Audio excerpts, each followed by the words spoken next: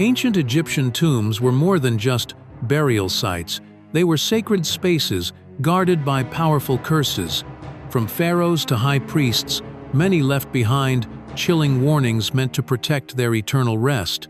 These curses threatened violators with everything from divine judgment and eternal disgrace to mysterious diseases and gruesome punishments. Far from superstition alone, they reflected the Egyptians' deep beliefs in the afterlife, legacy, and spiritual justice. Pyramid of Pepi I Curse.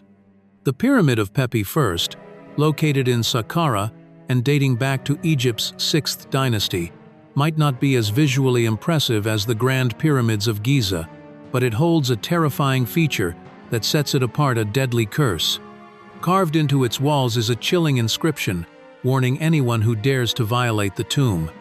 The curse states that the intruder will lose their estate, be cursed, and even be forced to eat their own body.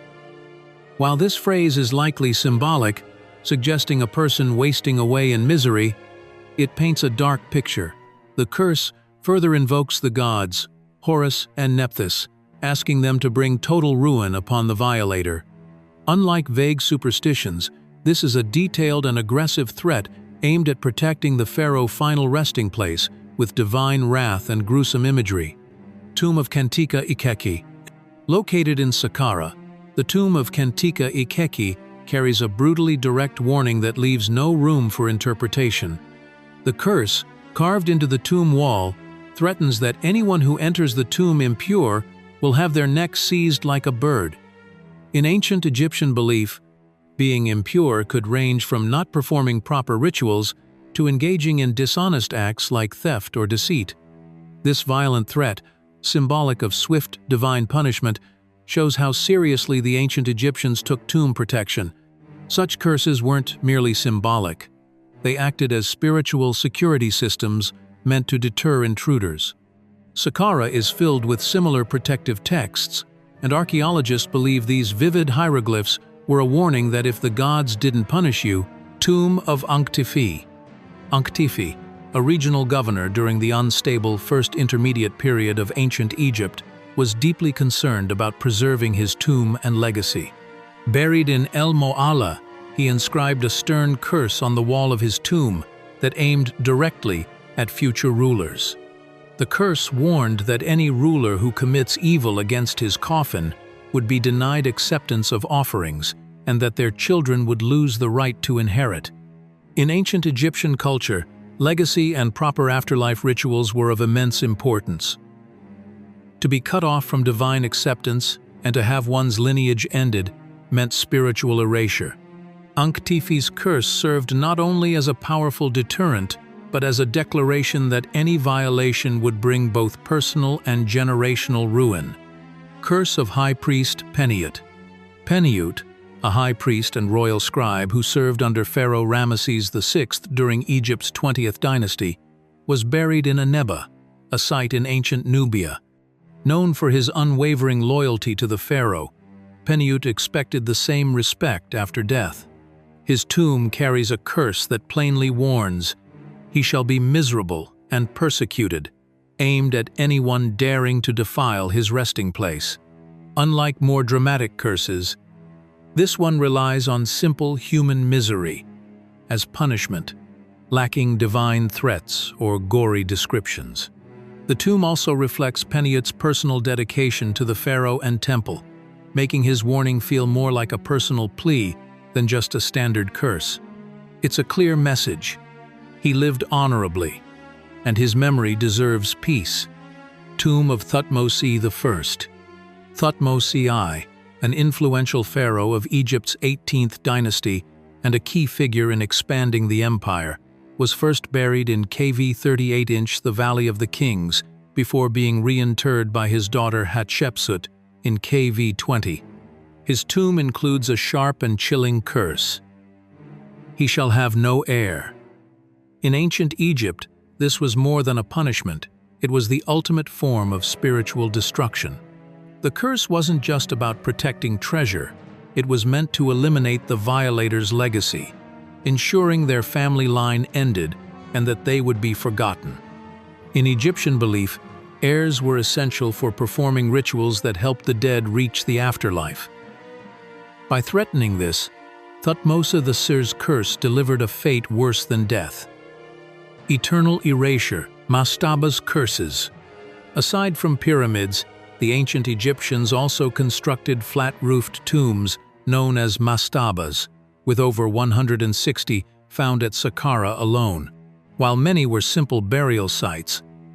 Some featured chilling warnings etched into their walls. These curses were aimed at tomb raiders and unwelcome visitors, often invoking the wrath of gods to protect the dead.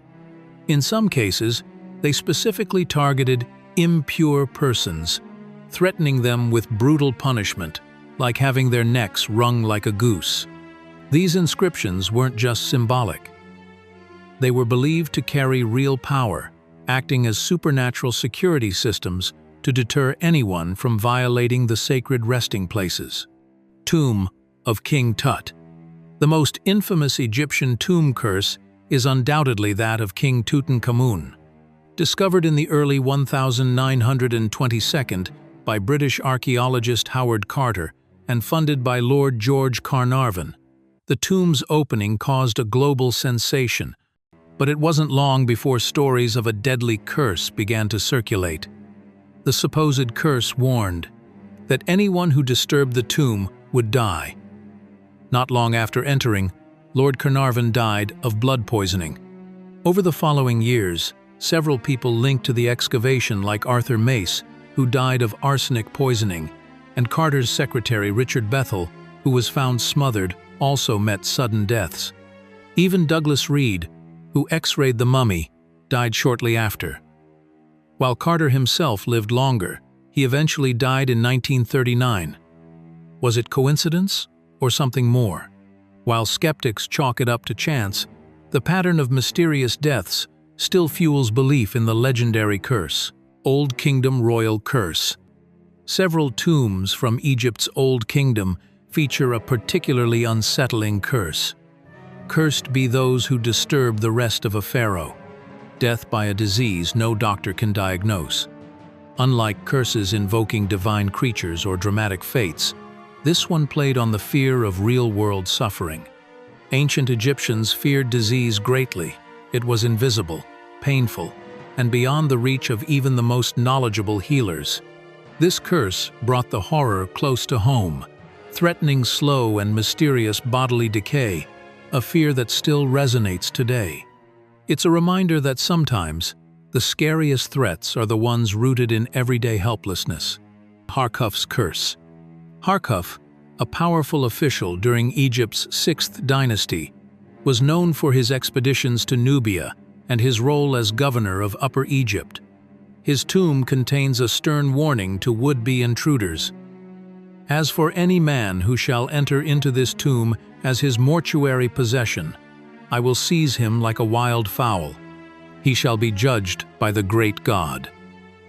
While it may not sound as dramatic as others, this curse was deeply serious in ancient Egyptian culture.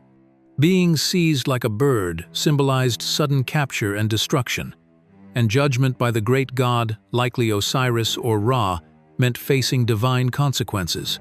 Harkhuf inscriptions combine pride in his earthly deeds with a promise of spiritual justice for anyone who defies his resting place.